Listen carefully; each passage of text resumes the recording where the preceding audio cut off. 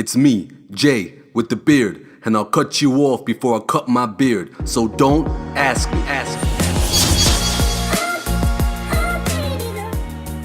What's going on, guys? What you're looking at right now is what I do once I've washed my beard. I've pat dried it and made sure that it's nice and clean. I add my products, in this case it's my beard oil, and I rub it right to the skin and make sure that it's evenly distributed.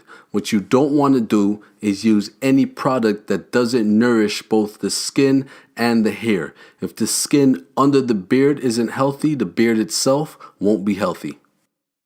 Once I do that, I comb through the beard. That reinforces distribution of the product that I'm using, and it also stimulates the beard, encouraging hair growth. Combing your beard also ensures that any foreign products in your beard are removed and aren't able to obstruct the growth of your beard.